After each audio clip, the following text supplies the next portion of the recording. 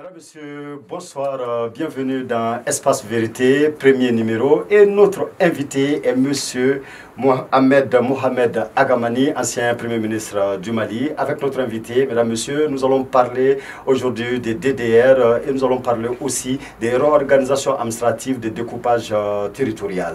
Monsieur Agamani, bonsoir et bienvenue. Bonsoir, merci beaucoup. Merci à vous surtout d'avoir accepté notre invitation. Je vous en prie. Et avant de parler de DDR, Monsieur Agamani, nous allons quand même essayer de réagir un peu sur l'actualité. Nous voyons le Premier ministre, Monsieur Soumelou Boubé Maïga, qui va à la rencontre de la classe politique, mais nous constatons en même temps que le dialogue est interrompu entre une partie de l'opposition et le gouvernement. Peut-on parler en fait de crise post-électorale au Mali?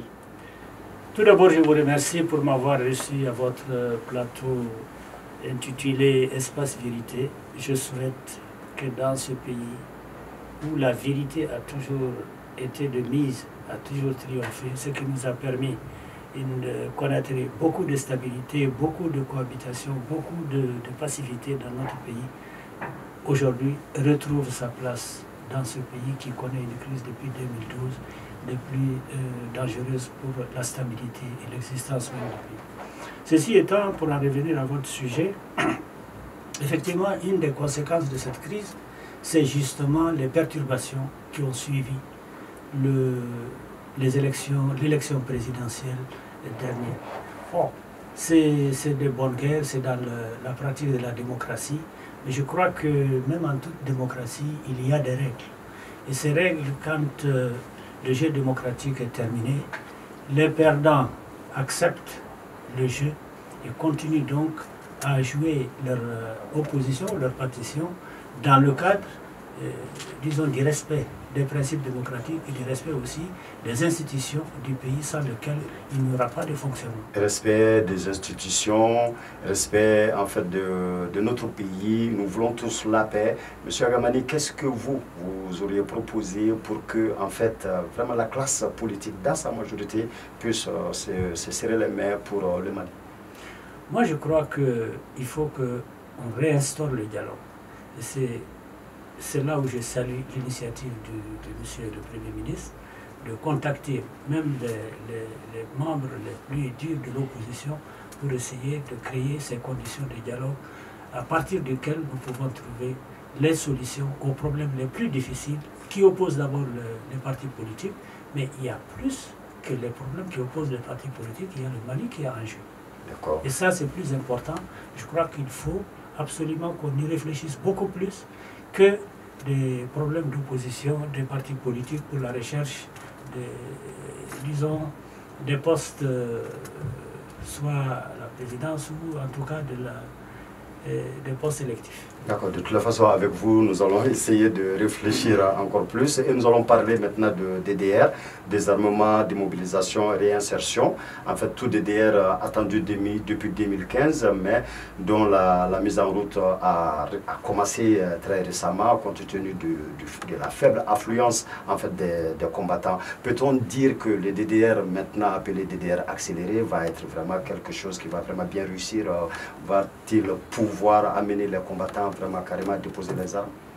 Oui, merci beaucoup. Je crois que je ne suis pas spécialiste des DDR, mais ce que je peux dire, c'est que les DDR entrent dans le cadre de la mise en œuvre de l'accord qui souffre aussi depuis 2015 de certaines lenteurs dans le processus de sa mise en œuvre. Les DDR en font partie, mais il y a d'autres aussi questions qui contribuent à retarder la mise en œuvre de l'accord. Je crois qu'à ce niveau, je tiens à dire ceci, et ça c'est mon point de vue personnel, c'est qu'on s'intéresse beaucoup à la lettre de l'accord plutôt qu'à son esprit.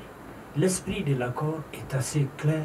Je crois que c'est un accord qui définit un processus à partir dans lequel nous pouvons progressivement, entre les parties concernées, les combattants et le gouvernement du Mali, parce que c'est des citoyens maliens, nous pouvons, dans le cadre d'un dialogue sincère, franc, et dans le respect des uns et des autres, aboutir rapidement à résoudre les problèmes qui se trouvent aujourd'hui en difficulté. Et comme vous dites, vous n'êtes pas spécialiste des DDR. Est-ce qu'il y a une autre alternative, par exemple, au DDR? Je reviens au DDR. Le DDR tel qu'on le perçoit aujourd'hui, c'est effectivement, il y a deux niveaux. Il y a la réinsertion des combattants, des anciens des groupes armés au sein du MOC, des MOC. Bon, vous savez, les MOC ont tardé aussi à se mettre en place pour beaucoup d'autres raisons que je ne vous requérais pas ici. Et il y a l'autre aspect d'intégration qui n'est pas encore évoqué, qui est en cours. Comme vous l'avez dit, il y a les listes qui sont en train d'être faites et je crois que je présume qu'à ce niveau, il y aura beaucoup de difficultés, mais les difficultés ne doivent pas être un obstacle ou un prétexte pour arrêter un processus. De toute façon, les groupes signataires de l'accord en fait, posent des conditions.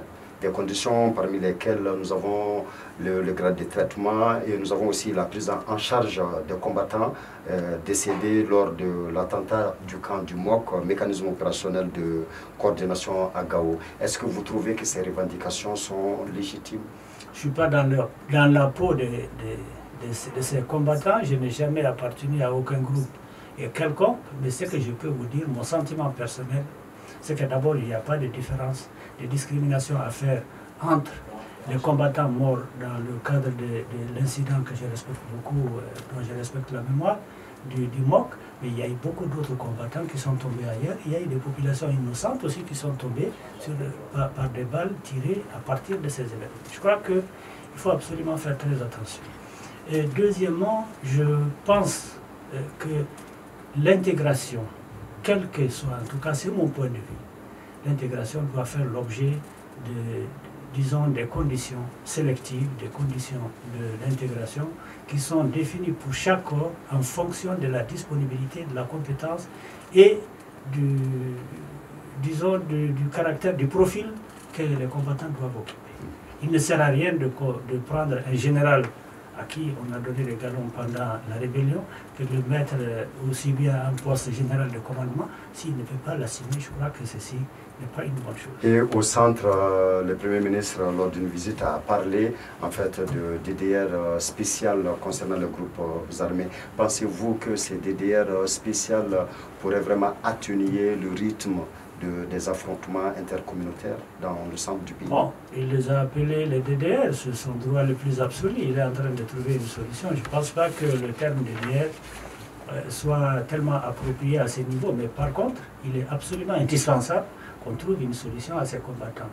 Parce que là, il s'agit de problèmes extrêmement profonds internes entre les populations. Je ne dis pas que le Nord, qui a contaminé d'ailleurs le centre, ne constitue pas aussi des problèmes très sérieux et très importants. Mais je crois qu'on essaie de trouver à chaque zone et à chaque problème des solutions appropriées. Je crois que la solution à apporter au problème du centre sont peut-être liés à ceux qu'on va apporter au nord, parce qu'il y a des liens très visibles entre les deux mouvements, mais en plus il y a d'autres aspects qui ne sont pas du tout, qu'on ne retrouve pas au centre et qu'on retrouve dans le nord. Mais en tout état de cause, il faut que la confiance existe entre toutes les parties. Deuxièmement, il faut que ça soit fait, les intégrations soient faites en fonction du mérite et que l'équité soit respectée. Je ne dis pas l'égalité. Mais l'équité. Pour l'égalitarisme, ça n'existe pas. Mais l'équité. Et justement sur l'équité, nous allons quand même attaquer notre deuxième et dernier point de l'entretien, le découpage territorial, la réorganisation administrative. En fait, une semaine de concertation que nous bouclons et sur un fond de tension sociale, de gronde, je dirais, partout nous attendons en fait des contestations. Qu'est-ce qui se passe au juste? Pourquoi les gens n'ont vraiment pas confiance finalement à ce découpage? Il y en a qui pensent même que ce découpage-là amène tout droit à la partition du pays. Qu'en pensez-vous, M. Agamani? Merci beaucoup. Bon, c'est un problème extrêmement profond et délicat. Vous vous souviendrez que la réforme, le découpage régional a eu lieu en 2012. Que ce découpage régional aussi a fait l'objet de contestations. Bon, ça n'a pas été très loin, donc le principe a été accepté de maintenir ces régions. Mais quand on passe maintenant au découpage administratif, on découvre les défauts, les tares, si vous voulez, qui existaient déjà dans le découpage régional. Parce que je ne vous cache pas qu'on semble, en tout cas, quand vous regardez ces découpages régionaux de 2012, ils semblent établis sur des bases beaucoup plus ethniques et communautaristes, pour ne pas dire ethniques, que sur des bases objective, réelle de disponibilité. Ensuite, je ne pense pas qu'à l'époque, il y ait une consultation des populations qui sont concernées. Elles sont à la fois les victimes et les bénéficiaires de toute réforme. Donc, elles doivent être associées. C'est ce qui est arrivé l'autre jour quand on est passé au découpage administratif. Et à travers les réseaux sociaux, les populations ont réagi. Bon, j'espère que ces concertations vont apporter un éclairage nouveau aux autorités pour que le découpage ne puisse pas nous amener vers des problèmes, disons, des conflictuels. D'accord. De toute façon, est-ce que nous pouvons, au jour d'aujourd'hui, penser que ce n'est pas du tout nécessaire, urgent, en fait, ce projet de découpage administratif?